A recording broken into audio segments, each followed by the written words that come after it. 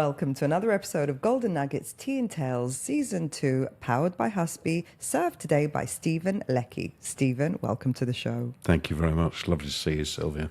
And lovely to see you. You are one of the OGs of real estate. Yeah. I only found out recently what that means. An old goat, isn't it? Oh, I thought it was old the gangster. original. No, I thought it. Well, gangster's good, but isn't it old goat as well or something? I don't know. Could be. What is thought it? maybe it was like OG as in original. Original. But I mean, it's just a weird. The way original of, gangster. possibly. Nice. Old gangster, original gangster. Yeah. Old goat. I do like old goat. Thanks. Can you let us know what Old OG grumpy actually bastards. stands for? Someone put it in the comments, please, Yeah, what yeah. OG stands for. But Yes. you, irrespective, you are one of the OGs of real estate. Yeah. You've got 20 years of experience. You've learnt a few lessons in your time. What's the one thing you regret doing in your real estate career? If you could just help everyone that's out there in the industry not make the same mistake as you did, if you made any, that is. What would that I've be? made more than my fair share of mistakes, Sylvie.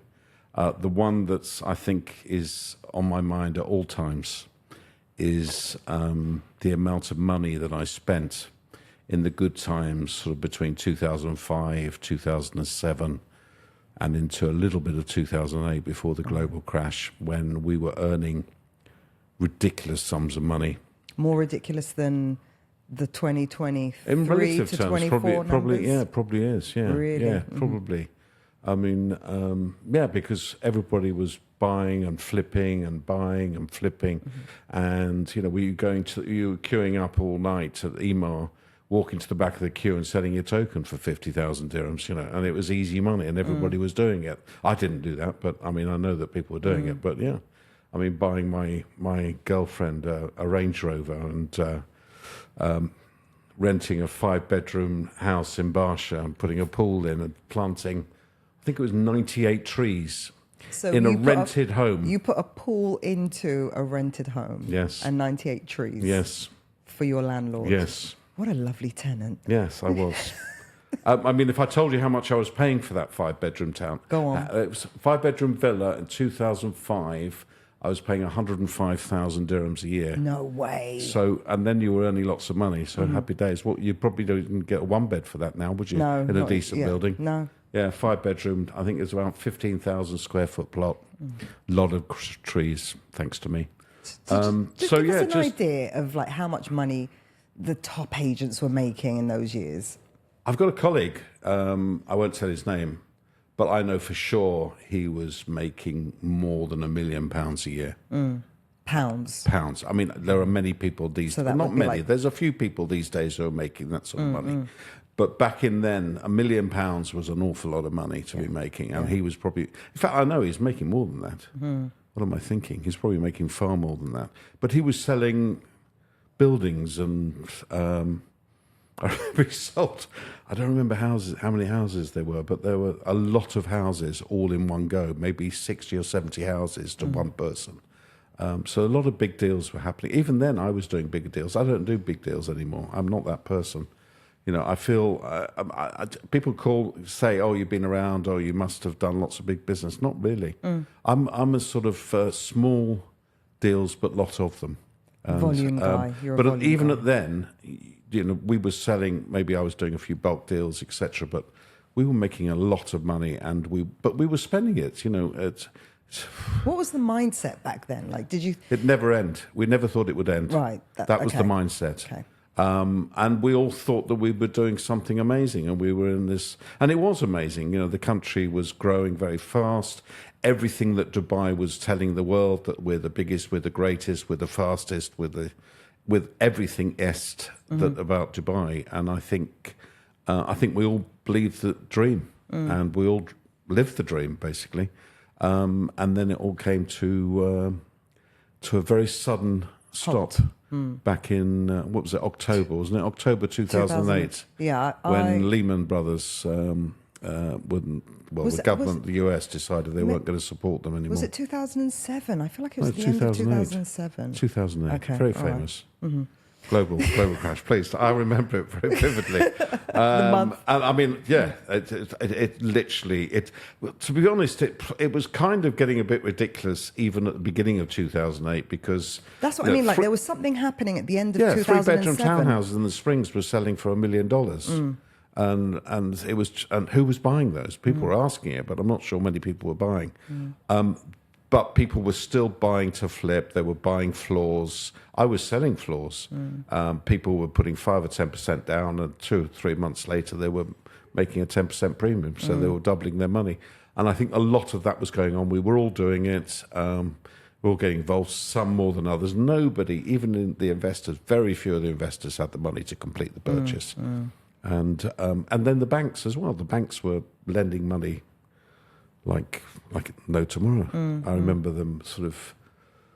I think you could get 100% mortgage on an off-plan property. Yeah, that was towards the end of 2007. Yeah. Yeah. There was I remember that very well. There's a development in Jumeirah Gulf States, which I won't mention the name, but they were selling, and you could get a mortgage, 100% mortgage on a property that was under construction. In fact, they hadn't even started construction. And I reckon probably they'd handed over about 2 years ago. Wow. So imagine someone was paying a mortgage, if they could pay that mortgage, for a house they couldn't live in. Until... What's that? How many years is that? About 18, 15 years or something? Yeah, that's crazy. Yeah. I'd have to sit back and do the maths. I'm So, not very good at maths. Back to 2006, 7, 8. You just thought it would never end. So you were just spending, thinking. You were doing something magical. I was making more money than I've ever made in my life. Right. Yeah. So, and you were... we don't need Younger. to put, you were in your 40s. Yeah. So you thought it's I've got long plenty may of it time. continue. Yeah. Yes. And looking back at it now, what would you have done differently? Of course, apart from upgrading your landlord's property. We're in a similar market now where there's a lot of opportunities in the market. It's a lot more legislated. The chances of 2008 recurring is extremely remote, but I think now I just put all my money in the bank and reinvest it in property. So I'm buying property, I'm putting it into stocks and shares and equities, I'm saving my money. And I did a video on this on my social media very recently, is that my advice to new agents, for the first 2 or 3 years, just save all your money because this is not going to last. Yeah. Nothing lasts forever. And I do remember because I was a manager before the crash, and my old director used to say something like, anybody can sell in a hot market. Yeah. You made a point earlier that I picked up on, that you thought you were doing magic. So the assumption is, it's not the market, it's not the temperature, it's me, I'm great.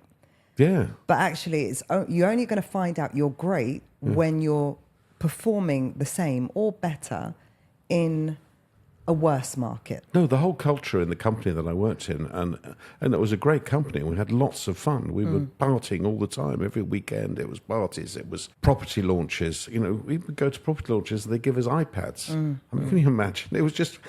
Everything was over the top. And I think that, we all had this idea that it was never ending. Everybody was it was like Champagne Charlie every night. It was like that. I think, did I think it was magic? I was magic? No, I don't know that I ever really thought about it. I've come from the car business. In the car business, you sell a lot of units every month. Even though I was in the luxury car end, I was selling Porsches in London. But there was a time when we were selling a lot every month, so it was kind of like, this is how you do it. You sell 15 properties a month or 10 properties a month. This is normal, but obviously it's not normal.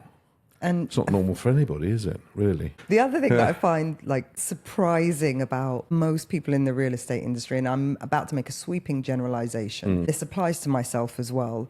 Shouldn't we have more real estate than anybody outside the industry? Sure. Because we know that we have fast access to the best deals. We're making the money. Why are we renting? Why are we splurging? Well, to be honest, back then, when we were making lots of money, we were buying real estate, but we were selling it very fast. Right. And we were more. buying properties that we could never afford if we had to pay for them all. And everybody was doing it. It wasn't just us. It wasn't just real estate agents. It was investors. It was a speculative market. It was all speculators. I mean, very, very few people were buying to rent, for instance. They didn't think, "Oh, how much money am I going to get?" As it happens, you would have got sort of probably after about 8 years, you would have got your property paid for in rent, and that's how it worked. But no, it was flipping, a lot more flipping. It was all flipping. It was almost all flipping and all leveraging and borrowing and just speculation. Nowadays, I see some of the young guys at my office, and they're buying property left, right, and centre. That's good. They're buying.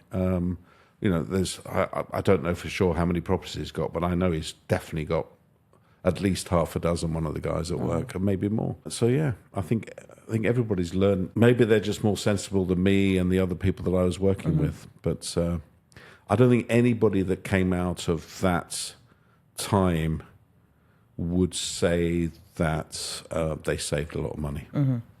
Maybe some people are lucky, but now is the time, if you're watching this and you just started in real estate, save your money, because this is not going to last. In 2 or 3 years' time, you're going to rely on those savings to get you through maybe sometimes which are going to be a bit tough. I'm not saying it's going to get tough, but it's just going to slow down. Yeah.